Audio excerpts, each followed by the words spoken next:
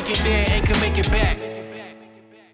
Salutations and shit, folks. Welcome back to another episode of Travel and Shit, where I, your host, D. Carrie, have an experiential conversation about the nuanced ways that travel intersects with regular life. So, in case you guys haven't noticed, I have been adding segments to my solo episodes, and I'm hoping that you enjoy them. Please let me know. I would love to hear from you guys. So it's really just two segments. It's the headlines and listener questions. So tentatively, I am going to be calling the headline section the overhead bin. Headlines are catchy. Overhead bins catch all your extra shit. And headlines are at the top. So are the overhead bins. That's what I'm going with for now. I kind of like it, but my mind may change in the future. And listener questions, I haven't really thought.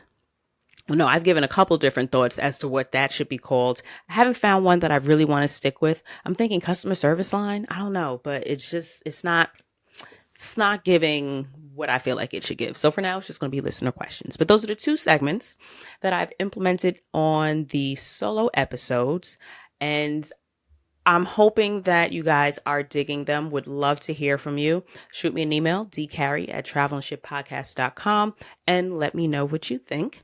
But for the first segment, overhead bin, I'm going to just jump into that topic. And there have been lots of talks of strikes. I did not know until recently that there are a couple of airlines that have been talking about striking. So where did I have here? Thank you to the Denver Post. That was one of the first kind of comprehensive articles that I was able to find about it. According to the Denver Post, unions from Southwest and American have authorized a strike, though one isn't imminent, and that was as of this past Friday. Did I change the calendar? Of course not. Past Friday was the 12th, I want to say. So in case you're listening to this not in real time, May 12th would have been that date. And okay, so on Friday, and then United Airlines pilots plan to picket the airline's flight training center in Denver. So that is three different airlines: Southwest, American, and where was the other one? United. From Southwest. Now, we all remember that debacle back in December where they had like a shit ton of cancellations. So it's no surprise that Southwest says, and I quote, "The lack of leadership and the unwillingness to address the failures of our organization have led us to this point. Our pilots are tired of apologizing to our passengers on behalf of a company that refuses to place its priorities on its internal and external customers." And their, I want to say it's their union president. I don't know this acronym. It's SWAPA. Y'all, I really need to get my eyes checked because I am at that point where I'm not really squinting, but it's just not clear anymore. I am there. And of my immediate family, I am one of four, the last one of four who does not wear glasses. But I think it's time. But that organization, SWAPA, their president, Casey Murray, gave that statement. In terms of United, for their pilots, much of it comes down to stalled contract negotiations after 4 years, which include requests for changes to both work rules and their scheduling systems. I was conflating. I was thinking that was Southwest. I want to say Southwest said that that's what the issue with all those cancellations back last year was about. It was their antiquated scheduling system. But United apparently is having the same issue. At least the pilots are having that concern. But the airline, United, counters that it's offering 18% average pay increase to pilots with 5% raises that started in December and has already agreed to 79 improvements for the next contract. That sounds cute, but I kind of feel like workers shouldn't have to necessarily fight for what's right. Like, the workers are the ones that are doing the work that makes you your profits, that makes you your money. I don't understand why people would want employees to be anything less than satisfied. Like, I feel like a collective group of people aren't necessarily going to come to you with superfluous or like really ridiculous fucking wild far left requests. Like, that just doesn't sit in my mind as something that would happen. So it baffles me that so many companies are really dropping the ball on giving people what, I don't want to say equitable pay, what would be fair pay, because across different industries, of course, pay is going to be different, right? So what I do at my job versus what a pilot does at their job. If a pilot's starting pay is 300 grand a year, 300,000 US dollars. If that's their starting salary and they're saying that they need more, give them fucking more. I'm not a pilot. I'm not. No designs on it. I would assume it takes a lot to fly a plane, and that's why there aren't like as many pilots as there are maybe bus drivers, right? That being the case, one thing that I've also heard is that to become a pilot, the actual training and education is wildly expensive. So it's kind of like being a lawyer. If it's going to cost that much to be a lawyer, why wouldn't the pay match? Like, if I have to spend this much of my own money, if I have to invest this much in the education to be able to complete said task, said job, it should follow that the pay should be equitable. That's where equity, I feel like, comes in. Like, at that point, if I'm investing, $500,000 or whatever $1,000, oof, now that's got me thinking about college, and that's another rabbit hole. And I'm trying not to do as many rabbit holes, but if some people are asking for more money, I don't feel like it's coming from a place of being irrational. And as of May 1st, American Airlines pilots voted to authorize a strike after pushing for scheduling and work rule improvements in their contracts. So those were the three American airlines, no pun intended. I guess United States. Yeah, because North America is a continent, so I don't necessarily want to say North American. Although those airlines service all of North America, I'm pretty certain that they are all based in the United States. So those three airlines have announced strikes. According to Reuters, or is it Reuters? I'm going to say Reuters. Maybe Reuters. I don't know. Reuters. Y'all know what I'm talking about. It's the news company, right? According to them, no. Pilots at Canada's WestJet Airlines have already given their 72-hour notice, and they are likely to strike as of Friday, May 19th. There's also something going on in Italy, and Italy is more of a, what did it say? Italy air transport sector strike on Friday. However, I haven't been able to find an article on the Italy situation where I recognize the source. Like, I don't want to just quote anybody's website.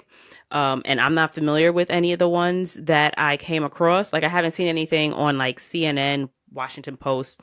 There were maybe one or two that I saw that were behind paywalls, and the site looked like it may have been, I don't even want to say more reputable, but the site looked a little bit more reputable, quiet as it's kept. But it was behind a paywall.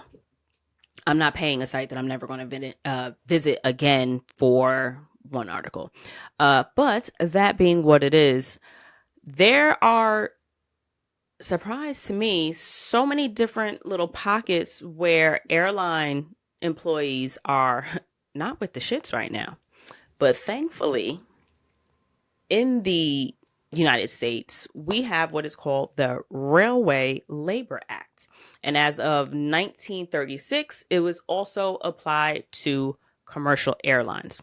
So I found, where was that? Was it Forbes? Yes. According to Forbes, there was a really straight to the point write-up on what it was, right? So I'm going to read that to you. The law outlines a detailed process for the negotiation of collectively bargained. I'm trying to make the font larger and it's not working in notes. Negotiation of collectively bargained agreements. Rather than a contract ending, the RLA established that contracts would instead become amendable. Even if a contract reaches its term, both management and labor are obligated to follow the contract until new terms are agreed. Both sides can negotiate in good faith for as long as needed, and at some point, the sides can agree to bring in a federal mediator. The mediator is trained to find common ground to reach a deal, but is independent and not concerned about the resulting economics. Historically, many labor deals in the United States and the U.S. airline industry are signed during the initial negotiation or under the mediation process. There were a couple of other websites that were basically saying the president could even step in. I don't know if it was Senate or Congress, but again, federal mediator, like the feds get involved. And at some point, the airlines have to be given permission to strike. So if you were to just Google airline strikes, you'll see articles saying who wants to do what, why they're doing whatever. But then you'll also see a host of websites and posts, articles and writings of the sort that will let you know that in the United States, for the most part, just because you hear of a strike doesn't necessarily mean that there's anything to worry about. There are so many steps in place that have to fail. There are a ton of fail safes in place so that there is no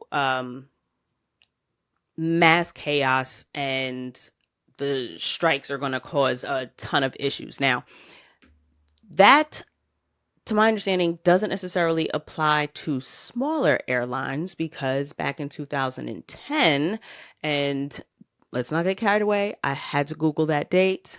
Retention is not my thing. But Spirit Airlines had gone on a strike way back then. What was that now? 13 years ago.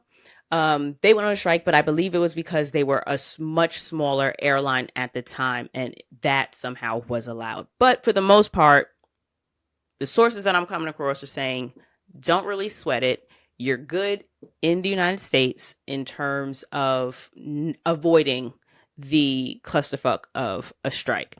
Plenty of the employees have picketed, but that doesn't necessarily mean that there is going to be a large interruption of services. There apparently were a couple of pickets and strikes or announcements for strikes over the spring. I don't remember what article that was, and I could be conflating with Europe because I don't know that they have that same law. One article that I did find on Italy, and pausing for a second, the links to all of my sources are always going to be in the show notes. So if I have a lot of different sources that I scrolled through and visited to get information for an episode, they're not all it don't make sense to put all of that in the description box. That's going to be in the episode notes on the episode page on travelandshippodcast.com. And that link will, of course, be in the episode notes. So I'll make it a little easier for you, right? I'm not expecting you to scroll through 16 different, little links on your mobile device. I'm going to give you the one link so that you can open it up on a much easier to read platform. Because I know a lot of different podcast platforms don't necessarily include all the information in the description box. And a lot of times the format is a little janky. So all the links, resources, and all that shit, travelandshippodcast.com. And this is episode, I'm looking it up this time, episode 237. So you can go to episode 237 on travelandshippodcast.com and get those links so that you can see the articles that I am referencing.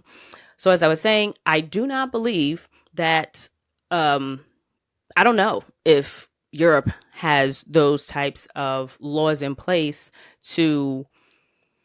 or fail safes, if you will, to prevent strikes. And according to the what is it? I guess the website, the source that I found, it's likely happening on Friday if they don't come to an agreement. And there was a quite healthy list of cancellations of flights that are going to and from Italy, and of course throughout Italy. So if you have any plans on being in Italy this month, look into it. If you have a connecting flight in Italy, you might want to look into it. And that understanding, I don't even think it's just relegated to the flights. Consider that it is not just an what do you call them, pilot strike. It was an Italy air transport sector strike. So that's your bags. That's like food services possibly at the airports. There are other people that get you from point A to point B when it comes to flying. So thank you to all of them. And definitely look into what is going on with your flight if you happen to be traveling in, through, or around Italy in the month of March of our Lord's year 2023. Definitely look into that. But thankfully in the States here, we've got those federal laws in place so that rumblings, mentionings, declarations of a strike are going to have to go through a lot of different procedures before it can necessarily upend and, destroy U.S. flight schedules and plans. But that don't mean other things can't happen that may, fuck it up. So we saw what happened with Southwest. If the pilots are at the point where they're ready to strike, they know more about it than we do. They already in the mix. So I trust what them people are saying. And if anybody over there is listening, get them people their money. Just everybody pay everybody. We all get to it. Everybody wants their fucking money. Nobody's working for, I'm about to say nobody's working for free. And here I am doing the podcast for free. There are things that we enjoy doing for free, but for the most part, our full-time jobs, God bless those of you who love your full-time jobs. My heart is open and happy for you. But a lot of us don't enjoy our full-time jobs. We do it because we need the money. Because unfortunately, this is a very capitalistic world. You need money to survive. And that's why we're here. Pay the people. Speaking of pay the people and strikes, my heart is also with the WGA. I want to say it's the Writers Guild of America. I think that's what it's called. But the writer's strike. We all love watching shit on these flights, on them little seat back headlines. We will download movies. We will download shows to entertain ourselves while we're traveling. And also, heart goes out to the writers. I hope y'all get your money because y'all do such incredible work. It's one thing for an actor to portray a character really well, but those characters are developed by actual writers. The actors have nothing to work with outside of their personalities. And we all know that a lot of them don't really have much of that as it is, unfortunately. So the writers are where the fucking magic is. Pay them people their money. There are so many shows that I want to see because of the writing. The storytelling is fucking incredible. Run them their coins so I can finish watching my shows. That being said, have y'all ever traveled and gotten stuck watching something in a different country, in a different language? I very, very, very vividly remember flying into Thailand and not having a very easy time finding any, that's one of the things that I forget. Well, not as much anymore because I've learned my lesson and I'm pretty sure that it was Thailand that may have done it for me. But I had a difficult time finding shit to watch while I was at the hotel that I could follow and that I could understand. Somehow I remember, I think The Pope came on. I don't know if it was the one with Jude Law or some Jude Law looking motherfucker, but I remember that show being on and I kept falling asleep and waking back up and it was still on. And I tried to kind of get into it, but I don't remember if it was in English or not. It may not have even, I don't know what it was in, but that's one of the experiences where I learned, local TV isn't always something that I want to guarantee or rely on, right? Sometimes it's hard to navigate somebody else's TV set and you can't figure out how to put captions on, all that jazz. So I don't remember what the exact intersection was for me, but for some reason, I decided to see what the top shows in different countries that I have visited were. And I blown away. Okay. The results 12 out of 10. Highly recommend. Be curious, people. I say it all the time. Travel is so much more than vacation. And I'm getting to that point pretty early in the episode this week. But it truly, truly is. If you allow it to, it will give you the opportunity to expand your horizons and open your mind.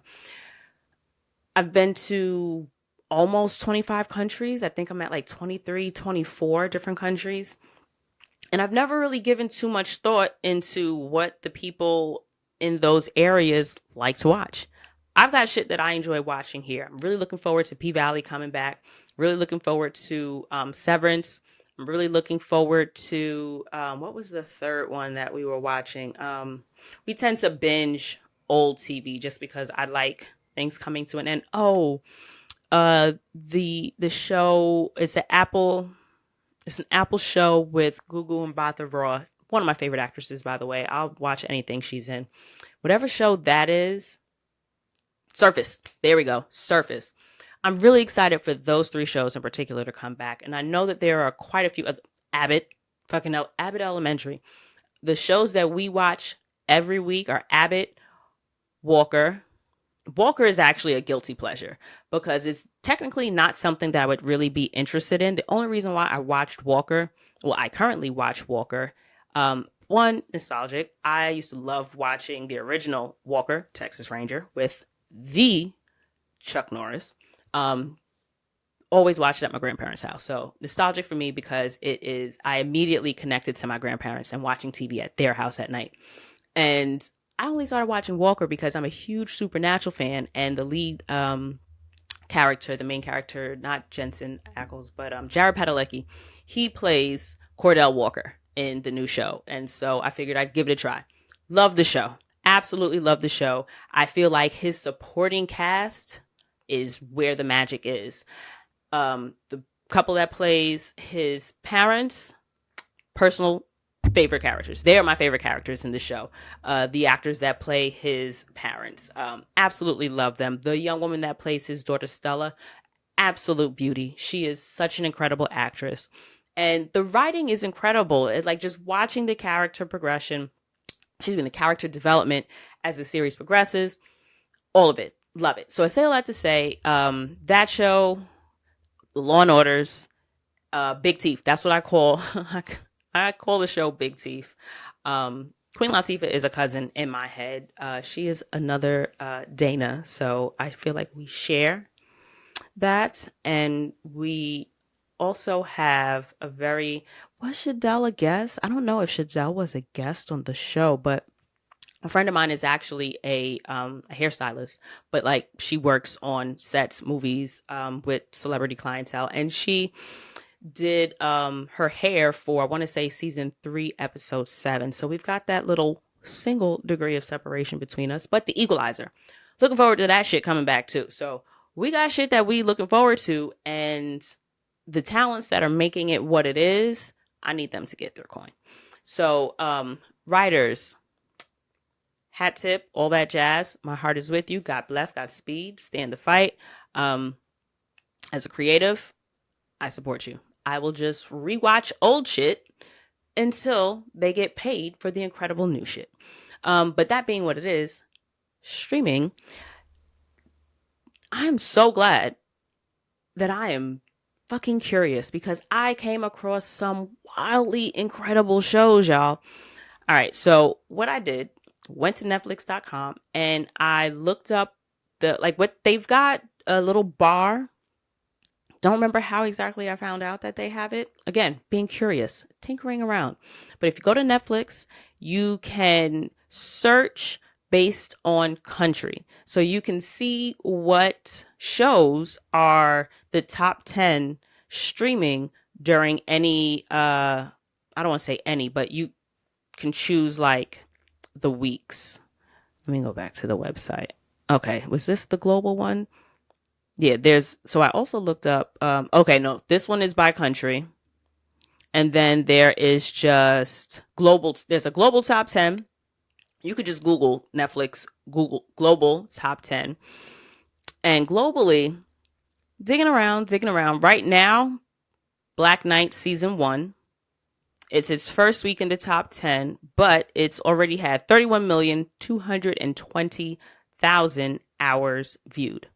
Coming in at number 3 globally, my new binge show. I am so into The Fucking Tailor. It's a Turkish show. So let's see. It says, following its debut on Netflix on May 2nd, brand fucking new, May 2nd, 2023, the show managed to top the non-English top 10 charts, picking up 26.14 million hours watched globally. According to Flix Patrol, the show has also it says the show has also featured in 79 countries' top 10 charts. Y'all, that shit is so fucking messy. It is so good. Mind you, I watch regular TV with the captions on. Like, I, at this point, can't watch TV without the captions. I don't know if it's my attention span. I don't know if it's an agent. I don't fucking know what it is. I need captions. So I don't like missing details. So I'm listening, but I'm also following so that if I miss something that they heard, I don't have to go back and re-listen to it. I can just read it while I'm going, right? Love watching captions. Oddly enough, though, it's not the same when you're watching subtitles. So I'm not going to lie and say I didn't have to give myself an extra push to sit through the subtitles, but I did it and I'm glad. Y'all, the first episode had me. Now, the trailer was interesting, but it didn't, it just left me with a feeling of, what the fuck is this going to be about? Like, I don't know where we're going. This guy, the Taylor, don't ask me Payami. I want to say that's his name. Not bad looking dude either. Ooh, the thing that I really, really, really love about this show is the fucking clothes. When I tell you the fashions, honey. Whoever's in charge of costuming over there, kudos. I hope you are being well compensated. I hope everybody that's on that team that does all the fitting, the seamstresses, your tailors, everybody on that job, I hope you're getting handsomely rewarded and that you feel very fucking fulfilled. The clothes are insane. The suits, when I tell you the suits this man wears, delicious. He also has a fucking insane best friend, cousin, I think, and that nigga's wild. There is essentially they're tied, like all the characters that come together are tied together by this wedding dress. So it's not a spoiler. All mad shit happens in the first episode. I think I'm up to episode 3 or 4. I don't know how many episodes there are at this point. I believe they've been renewed for a season 2 because the show is doing so well. But it's, I think the synopsis says, they're all tied together, not strangers, but they're all kind of familiar. And by familiar, I mean like related. And that was another, definitely not strange, but of note. Culturally, relations between different people are different. And that's not something that I'm necessarily familiar with. So cultural nuance is also something that came top of mind when watching the different shows, right? So the Tailor is Turkish. I don't know if it's filmed in Turkey, but the setting is supposed to be Turkey. Plenty of Turkish flags flying. And I'm assuming it's in Turkish. Can't really tell you for certain. But acting is great and clothes top tier. If I had to kind of give you like an easy description, it would be absolute mess. A really, really like popular and famous designer has a really like, I don't want to say checkered, but he's got a really difficult past. Turns out and this isn't a spoiler, his dad is developmentally delayed, and he got like teased and made fun of as a kid. And so his grandfather, for the most part, was who raised him, who what I guess presented as his father. And by developmentally delayed, I'd say, not what my degree is in, making a guess here, he's probably at the mental capacity of max a 5-year-old. And I mean, that's even a stretch, but possible, right? So that's what I mean by developmentally delayed. Capacity is probably at 5. Also compromised movement, delayed motor skills and functionality as well.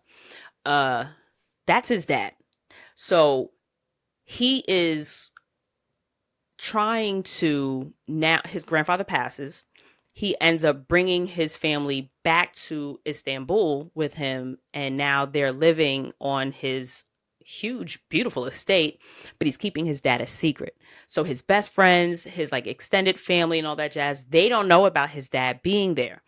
But it's like this huge secret, and that secret ends up getting out to one person by accident. And she's got this wild, like, y'all, it's good. Trust me. Just watch the first episode, The Tailor. If you're disappointed, we don't enjoy the same things.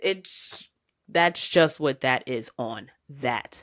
You can also, I want to say, watch the show in English. Like you can dub it. I want to say I saw that as an option where it said English with captions or English with subtitles.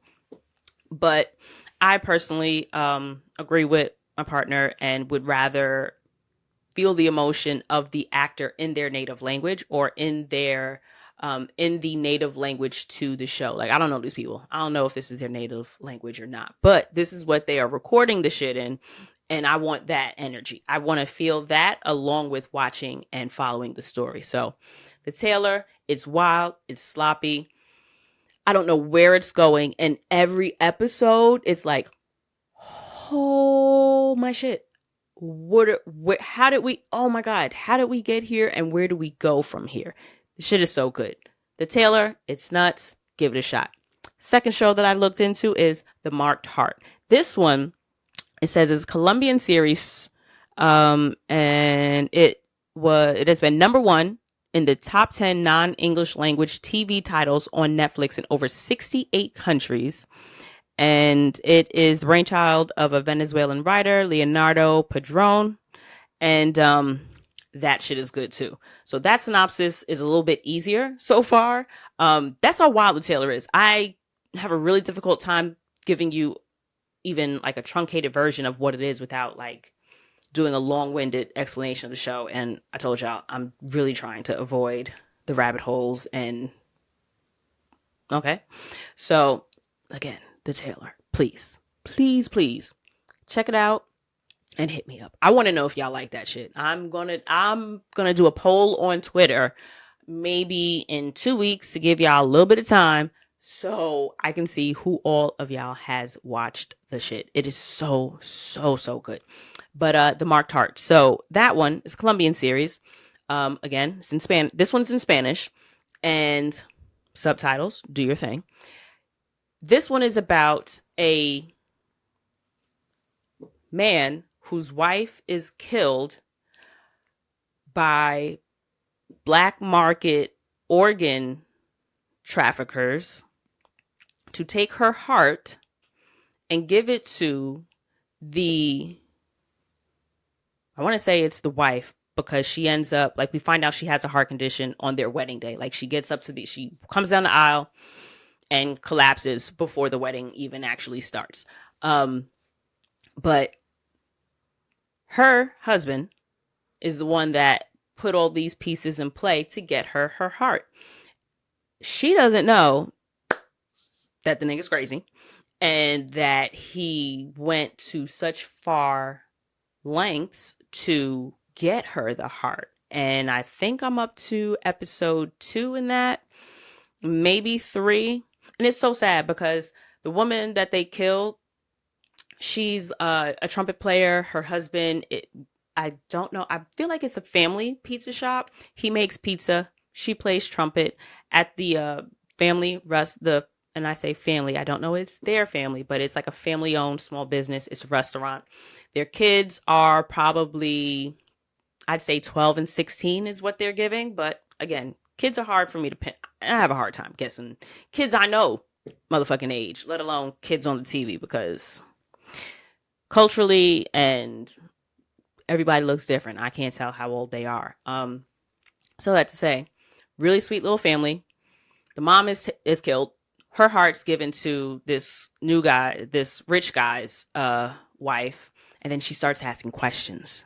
And she's, well, who gave me my heart? I was like, I've been on the list for 3 years. I'm pretty far down the list. Like, where did this come from? Like, what's going on? How did she die? I want to know who she is. And he's just like, oh, don't ask questions. Just enjoy life. And so, like, the way the story is unfolding, you're seeing her kind of like quietly dig. Like, she's not getting too like, she ain't going too hard yet, but she's starting to just kind of, enjoy like this new zest for life. And she's a complete creative. She's a photographer. So she's doing like these little pop-ups. She's just going around taking pictures. And she ends up going to this concert where the husband of the woman whose heart she has is at, and she ends up somehow taking his photo, and he's grieving.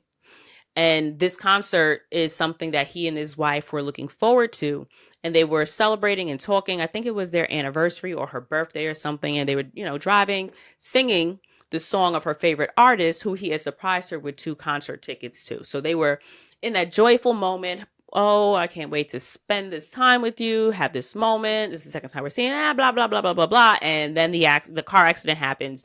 Shorty's kidnapped. There's a whole really crazy chase scene, by the way. That shit was pretty, like, y'all.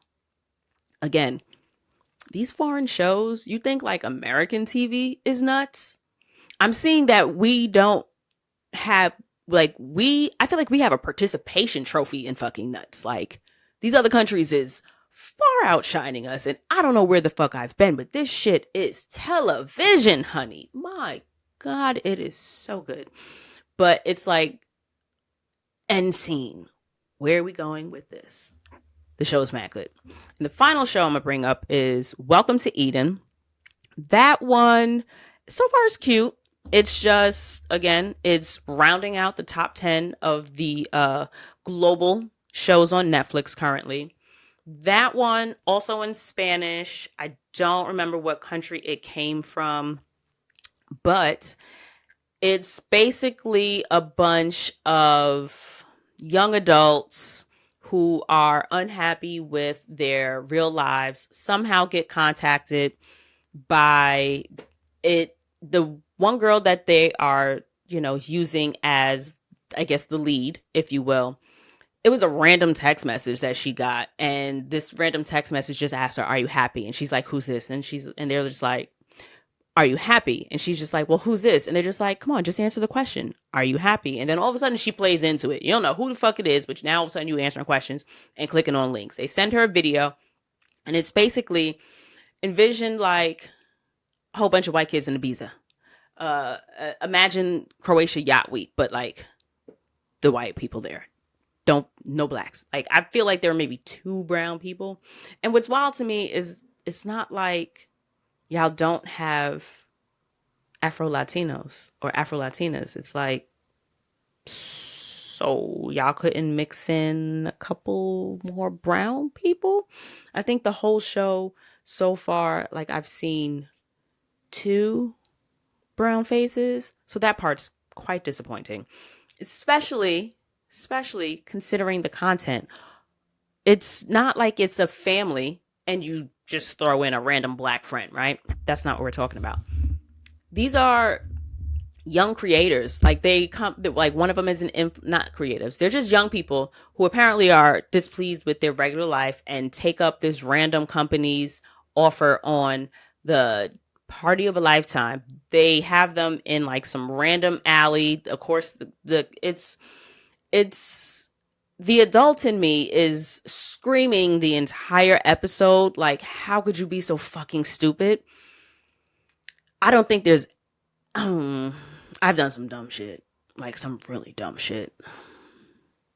So I can't say that it's not believable at all, but it's just like, my God, y'all are fucking idiots. But somehow they are trusting these randoms. They're eating and drinking from these people they don't know. And it's all a setup. And this isn't a spoiler. Nothing has been a spoiler. All these things happen in episode 1. And that's across all the different shows I was telling y'all about. So with this one, Welcome to Eden, it's kind of like these kids show up and it looks like it's going to be like a big influencer party, but they take your cell phones. So you're in the middle of nowhere with people you don't know with no way of contacting anybody. You end up getting on a random ass yacht after you took a random ass party bus to the place to get on the yacht. And then you just all of a sudden show up on an island and you're partying. And then they're talking about there's a new beverage that they're testing and they're going to give you one of the first tries of the shit. And so you're drinking some random beverage that you don't know has been I don't fucking know. Again, I done some dumb shit before, but here they go. And then all of a sudden, 5 kids wake up alone on the island. The party of maybe like, it looked like there could have been a solid 100 to 200 people on this like beach island party. It's like a big rave. Everybody's having a good time. Kids take, everybody, like certain people with like a light up band, they get to try the drink. And long the short, next day, 5 kids wake up. It's just them. All of a sudden, they're following a drone that leads them someplace on the island. Again, I mean, honestly, at this point, it's like you wake up on an island with 4 other people. You don't really got a choice but to follow a piece of technology that is basically giving you the zit, follow me kind of signal. What else you gonna do? You want a fucking island? Go to where the civilization is, right? So anyway, they go, and then all of a sudden it seems like they're being welcomed into, it looks like a fucking cult. So it's all being manipulated by, and it reminds me of something else, but I still haven't been able to place what the show was or what the movie was, but it's all being manipulated. And, was it a Black Mirror?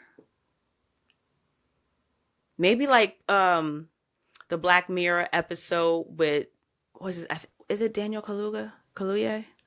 I don't know if I see his face. I'm not really great with names, y'all, but it's all a farce. And I only watched 1 episode. Probably I'll give it another episode and see if it catches me. The shit ain't bad. So don't let me being less excited than the other 2. It's just that the other 2 were just so fucking good. This one just might be a slower build. I'm gonna give it another episode. But the shit is really just like, I want to see where this goes, because they're kind of taking bets on who is going to work, who's not going to work. So it's really at this point, I got to see where this goes so I can decide whether or not it's like something that I'm going to continue watching. But I got to say, being curious about different places and the shit that people in different countries are into has proved to be a really good decision. So I would suggest that y'all give it a motherfucking try, because like I say every week, travel is so much more than vacation, and you should absolutely give yourself the opportunity to open your mind and open your horizons to things that are new and exciting to you. Easiest way to do that, look at some shit that's happening in another country. We all watch fucking TV. Why not check into the stuff that is being watched in places that you're interested in going to or that you've already been to? So for the final segment, we're going to do the listener question, the audience question. I generally post a prompt during the week on Instagram, either _D carry, DCA. So that's _DCARRIE or TRAVEL, the letter N, SH _T. That's Travel and Ship Instagram. I post a story where you can drop your questions in the question box. And this week's question comes from Kelly. Thank you, Kelly. And she asks, do you use pre-check or clear? I haven't made the leap yet, and I don't know if I want to.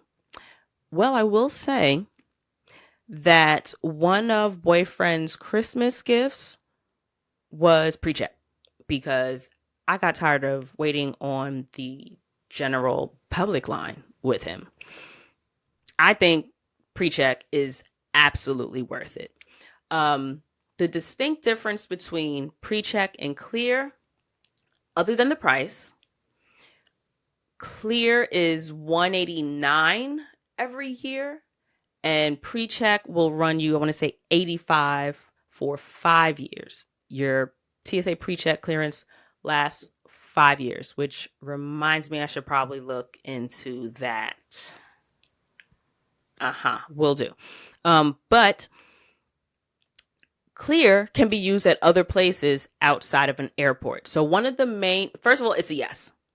It's a yes. If you fly, I'd say more than 3 or 4 times a year, it's going to be worth your money. Especially considering pre-check will last you multiple years. Clear, it's a little closer to 200. Also, pre-check, a lot of your, not a lot of, but many different credit card companies will reimburse you for that. I know Amex is one of the credit cards that will do that. They might reimburse you for global entry as well. When you get global entry, which is $100, so it's $15 more.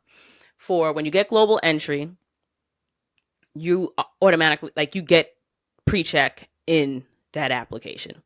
So I personally think it's worth it to do global entry so that you can bypass the more difficult customs process. But if you don't necessarily, honestly, spend the $15, get global entry. The one chance, the second chance, the off chance that you might take an international flight, you'll be happy that you did. And it only costs you $15, right? You spend money on dumber things that you totally forget about, which reminds me to try to cancel this random CVS subscription that I ended up getting. Terrible. I got to go back to that. But in a nutshell, clear membership costs $189 per year and TSA pre-check membership costs $85 for 5 years. So pre-check provides expedited security screening benefits for flights departing from U.S. airports. Global entry provides expedited U.S. customs screening for international air travelers when entering the United States. Global entry members also receive pre-check benefits as part of their membership. So global entry gets you back into the country without having to wait on the really long customs lines. There's no paper involved, as opposed to signing all those declaration forms that you get on the airplane when you're coming back into the United States. You go to the global entry line and you basically scan biometric shit. I think you might answer a couple of things on your phone. And then I think you do. It's been a while. I haven't been international outside of Mexico and Canada. So I haven't left the continent. Okay, technically off the continent, we went to Puerto Rico. But Puerto Rico is part of North America. I mean, I know it's part of the United States, but in question, is it? I guess it would be considered part of the North American continent also. It's an island, though. Geography ain't my bag. But global entry, you can come back in and you get on that shorter line. You do the biometric shit. I'm pretty sure there is a QR code or something that you scan and it answers and it has all of your answers, all of your no's for all the declarations and all that kind of shit. And the line is much quicker.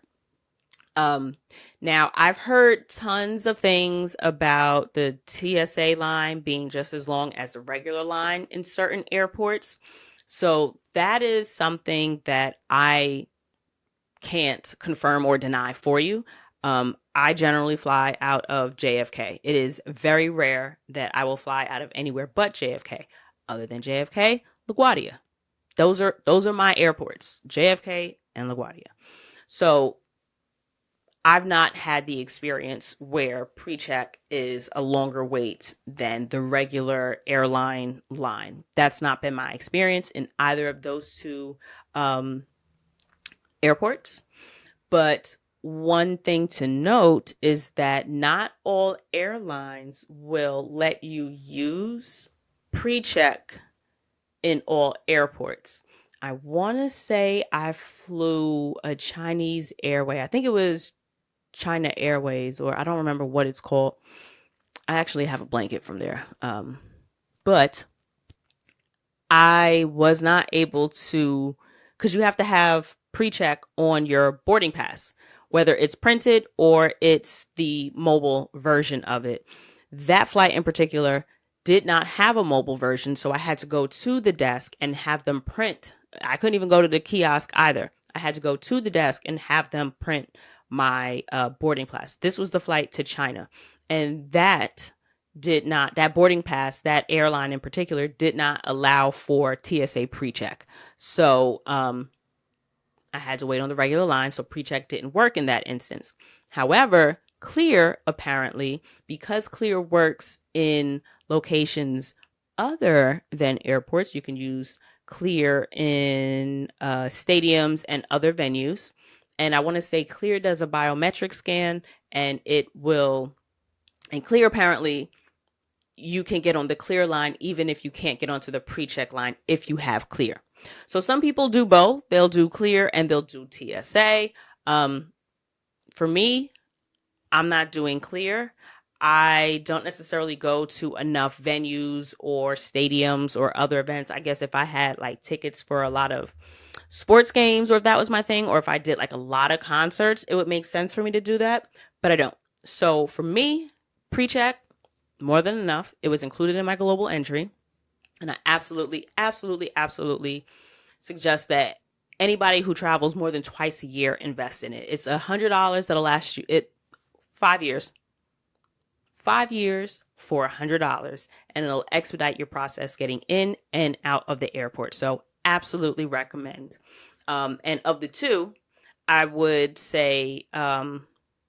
personally say pre-check, just for the cost effectiveness. You don't have to pay the $189. It's almost $200 every year, unless you find someplace else in your life where Clear will be beneficial. So if Clear will be beneficial to you someplace other than just the airport, and you cool with spending $200 every year, get Clear. Go for it. But that is my advice on it. I absolutely think that global entry and pre-check are worth it because it's $100. Worth the money. So that is my answer for that. So I hope you guys enjoyed the episode. We know Memorial Day is coming up. Don't forget, especially for my folks on the East Coast, road trip season is upon. It's always a good time for road trips if you ask me. But Memorial Day weekend is coming up. Perfect time to take a nice extended weekend road trip. So I've got you covered.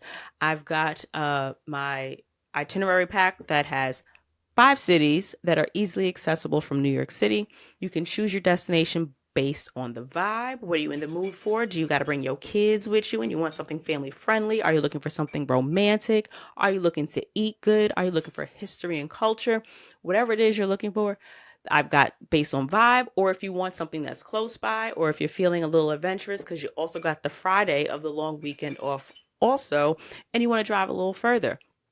5 cities: Montreal, Vermont, DC. What else did I have on there? Let me look it up so I cannot spend time thinking. Montreal, DC. Oh, Philly and Hartford. That's what it was. Montreal, Vermont, Philly, Hartford, DC. 5 cities. Choose based on the vibe or the distance, because obviously, depending on where you're coming from, the distance may be a little bit different. But the options are there for you. I've got itineraries including things to do, places to stay, and tips and tricks for the area already prepared for you. travelandshippodcast.com. The resource is there. And I am here with the answers. I am here with the suggestions, and I'm here with the support. Hope y'all enjoyed this week's episode. If you have any questions, what was that? Did you? Yes, I'm here. let the kid know. I appreciate y'all rocking with me, and I hope to talk to y'all again next week. Bye, y'all.